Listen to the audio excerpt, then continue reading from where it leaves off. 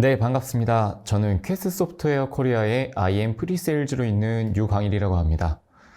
이번 시간에는 실시간 데이터 복제를 통한 데이터베이스 인프라 비용 절감에 대한 내용을 다뤄보려고 합니다. 오래전부터 여러 기업과 공공기관에서는 IT 인프라 비용 절감을 위해 많은 노력을 해왔었는데요. 최근에는 시설 측면에서는 원격 근무, 재택근무 비율이 많아지면서 사무실 규모를 줄이거나 공유 오피스를 이용하는 등 많은 시도들이 있는데 꾸준하게 비율이 증가하는 것이 바로 오픈소스 데이터베이스와 클라우드로의 서비스 전환입니다. 서비스 전환에 있어 여러 방법과 전략 그리고 좋은 솔루션들이 있겠지만 실시간 데이터 복제를 통한 서비스 전환에 대해 살펴보겠습니다.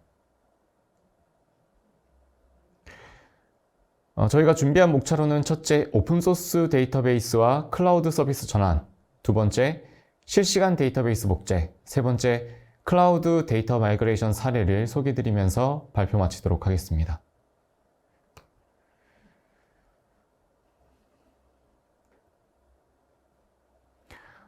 국내 공공기관의 데이터베이스 시장에서 오픈소스 채택이 눈에 띄게 늘고 있죠. 정부 정책의 영향도 있겠지만 기존 오라클의 과도한 라이선스 비용으로 인해서 IT 인프라 담당자는 너나 할 것 없이 오픈소스 데이터베이스를 적극적으로 검토하고 있는 상황입니다. 사실 공공기관뿐만 아니라 이제는 민간 부분에서도 상용 데이터베이스를 오픈소스 데이터베이스로 전환하는 경우도 늘어나고 있습니다. 물론 아직까지는 핵심 업무보다는 중요도가 비교적 낮은 업무 중심의 전환이 주를 이루고 있지만 이에 대한 격차도 조금씩 줄어들고 있습니다. 특정 기업에서는 아예 탈오라클화를 선언하면서 대부분의 시스템을 대외적으로 오픈소스 데이터베이스로 전환하는 케이스도 있죠. 그리고 트렌드의 다소 보수적인 금융권에서도 일부 오픈소스 데이터베이스가 도입이 되면서 각 업계들이 주목하고 있기도 합니다. 이런 판도는 국내뿐만 아니라 전 세계적으로 이런 상황이 보여지고 있는데요. 현재 전 세계적인 데이터베이스에 대한 관심도를 기준으로 한 데이터에 의하면 오라클과 SQL 서버는 작년 9월과 올해 8월도 마이너스 점수를 기록을 하고 있고 그에 반해 포스트그레스QL은 모두 플러스 점수를 기록을 하고 있습니다. 이 랭킹 차트에서는 오라클이 지속적으로 관심이 낮아지고 있고 포스트그레스QL이 인기가 많아지고 있다는 사실을 알 수가 있죠. 이 차트를 2013년부터의 추이 그래프로 확인을 해보면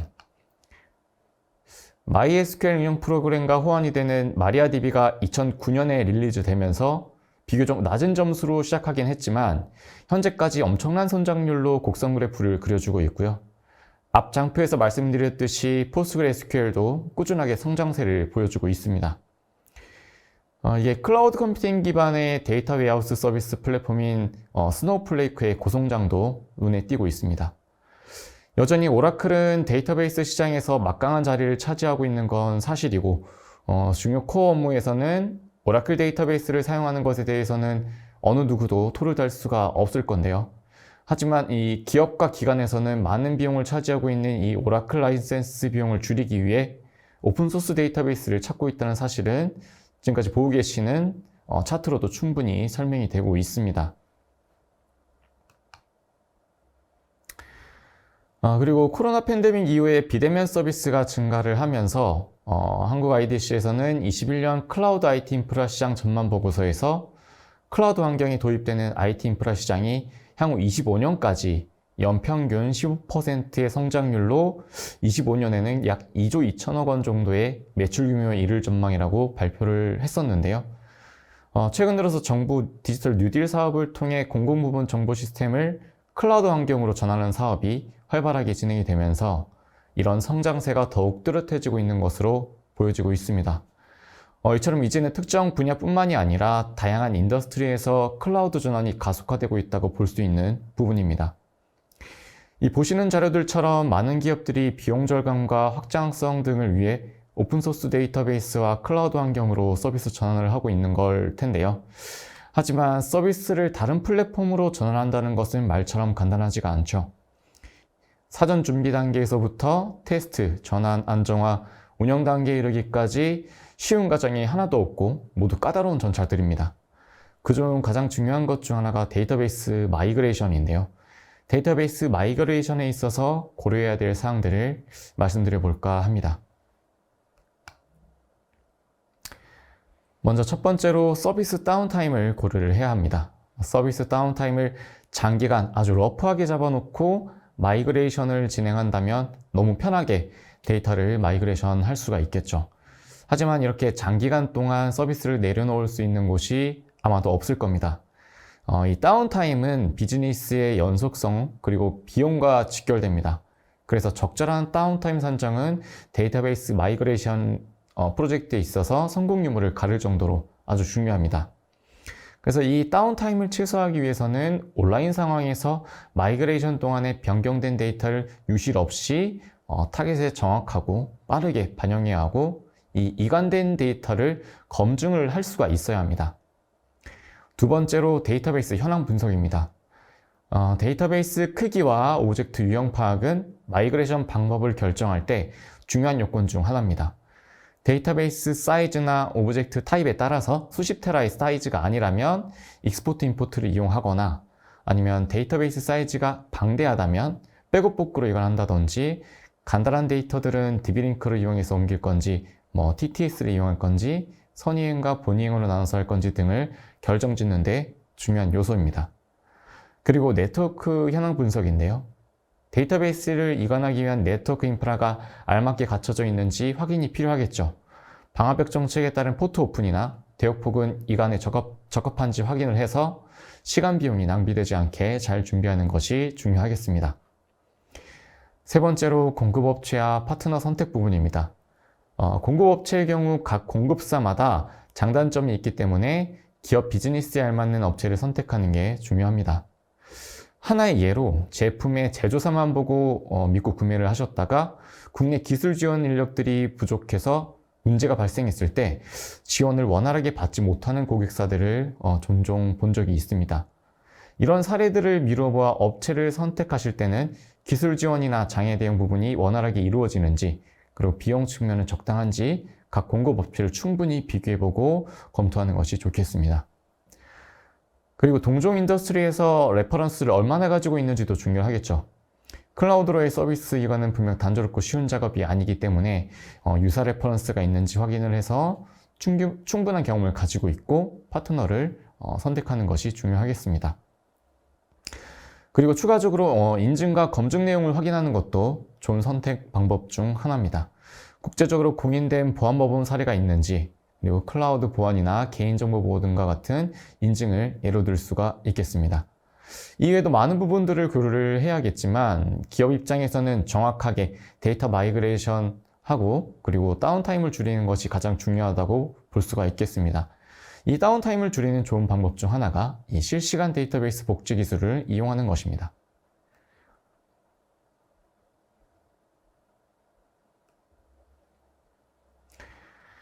실시간 데이터베이스 복제 방법과 기준에는 여러 가지가 있습니다.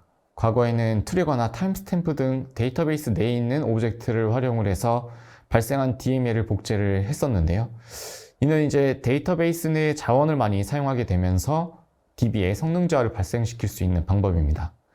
그리고 로그 마이너라는 오라클 유틸리티를 이용해서 변경 데이터를 추출하는 방법이 있지만 이 유틸리티를 사용하게 되면 데이터베이스 엔진 자원을 이용하게 되고 자원 사용에도 한계가 있어서 추출 성능과 데이터베이스 성능 두 가지 다 장점을 볼 수 없는 방법이 되겠습니다. 마지막으로 다이렉트 로그 액세스 방식이 있는데 이건 리드 로그에 직접 접근을 해서 변경문을 추출하는 방법입니다. 로그 파일에 직접 접근함으로써 DB 자원 사용이 없어서 데이터베이스 성능 저하 또한 발생하지 않고 보다 안정적으로 빠르게 변경문을 추출할 수가 있습니다. CDC 제품들의 아키텍처 유형은 대부분 비슷합니다. 쉐플렉스의 경우 총 5개의 프로세스와 3개의 큐로 구성이 되는데요.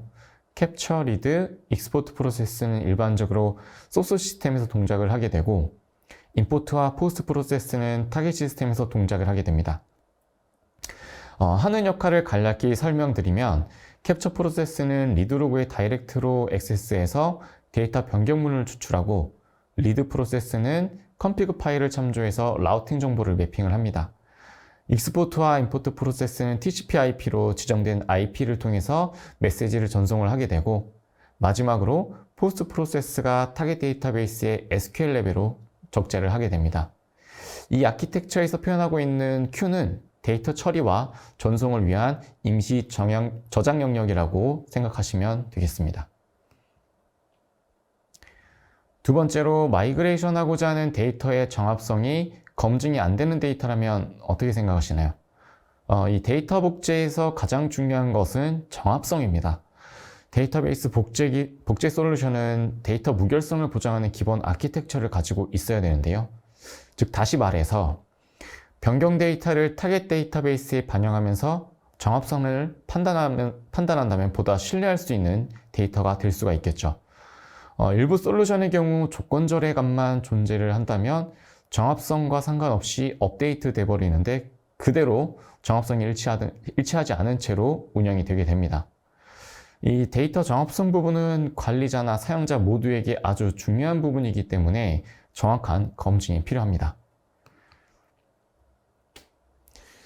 앞서 말씀드린 상황처럼 정합성이 맞지 않게 될 경우 데이터베이스 복제 솔루션은 정합성이 맞지 않은 채로 연인 후속 트랜잭션을 처리할 수가 없기 때문에 동기화가 중단이 되겠죠. 데이터가 동기화가 되고 있는 상태라도 타겟 데이터베이스에서는 리드라이트가 다 가능하기 때문에 어떠한 경로로도 정합성은 틀어질 수가 있습니다.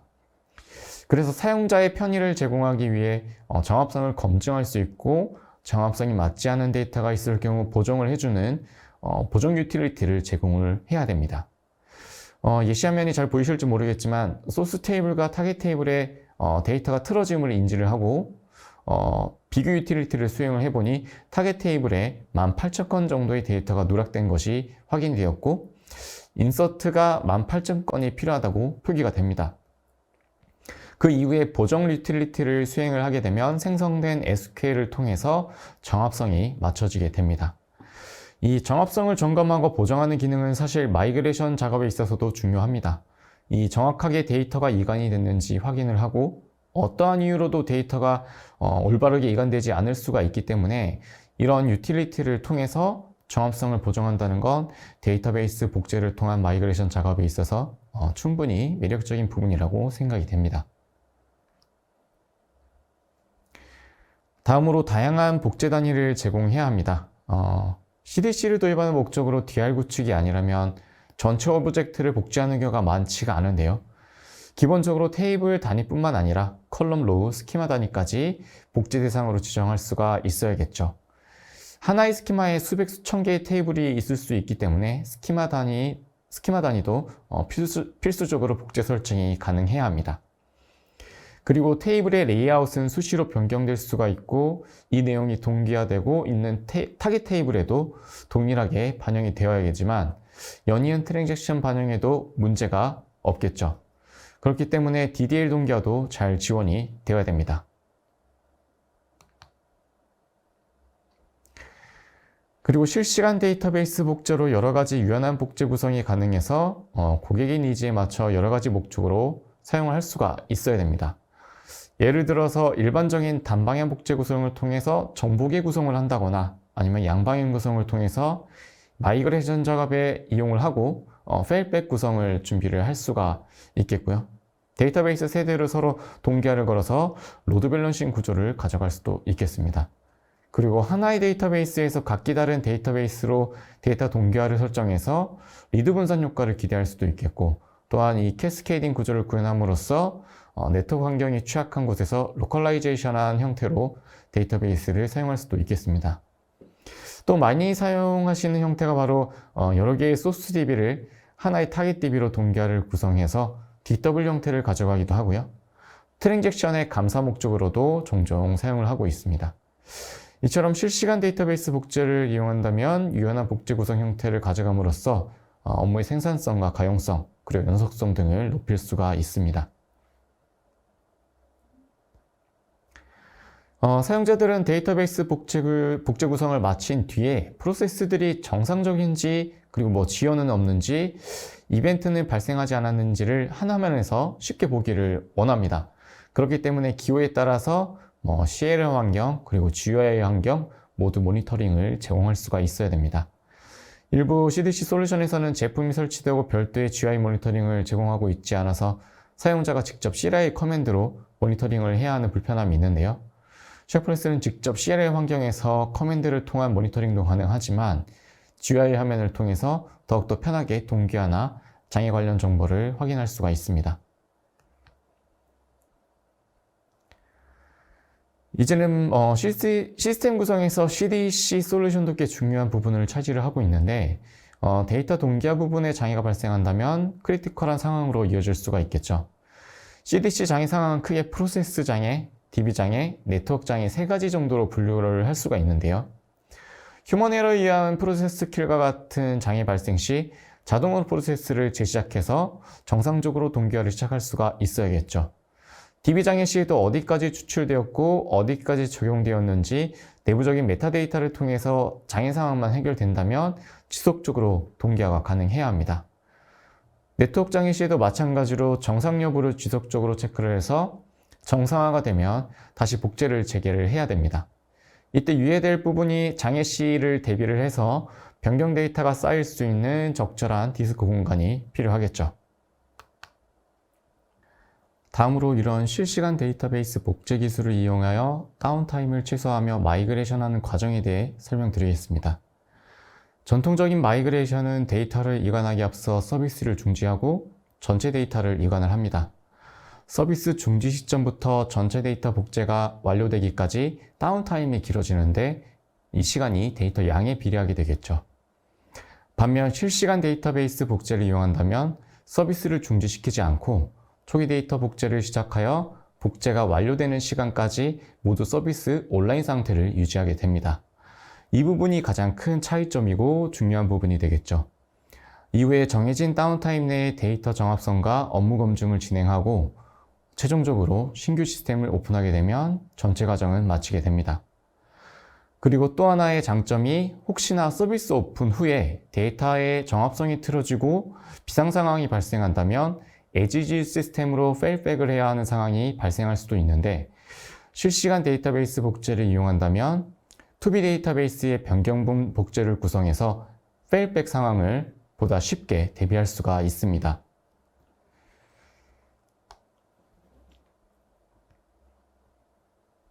마지막으로 클라우드 마이그레이션 사례를 소개해 드리겠습니다. 먼저 이 해당 기업은 모 항공사 케이스인데요.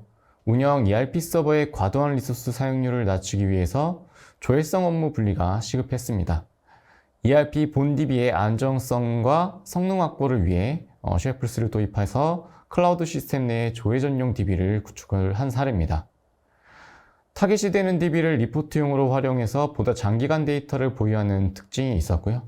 온프라미스 환경에서 클라우드 시스템으로 전환을 하면서 운영 효율성 향상을 기대할 수 있었던 케이스입니다.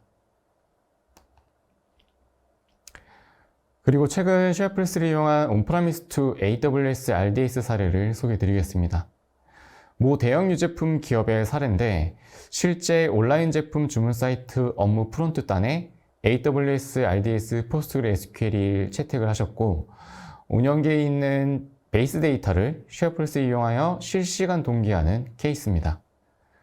특이사항으로 RDS는 아시다시피 직접적으로 파일들이 설치될 수 없는 구조이기 때문에 중계 서버를 이용해서 타겟 PostgreSQL에 변경문을 적지 않은 구조로 구성된 사례입니다. 현재는 서비스 오픈 전이고 안정화 단계를 거치고 있는 사례입니다. 다음은 해외 사례입니다. 베라이전이라는 글로벌 통신기술 회사의 사례인데요. 쉐플스를 도입한 이유는 첫 번째로 통신회사의 대용량 트래픽을 각각의 리즌별로 분산하기 위함이었고 두 번째로는 각 데이터 센터를 마스터로 두는 HA 구성이 목표였습니다. 도입 효과로는 각 데이터 센터에서 쉐플스로 동기화되고 있기 때문에 트래픽 로드 밸런싱이 가능하게 되었고 이 세 개의 데이터 센터에 각각 양방향을 구성해서 특정 데이터 센터가 무너져도 신속하고 빠르게 페일오버 구현이 가능하게 되었습니다. 저희가 준비한 자료는 여기까지고요. 이상 발표를 마치도록 하겠습니다.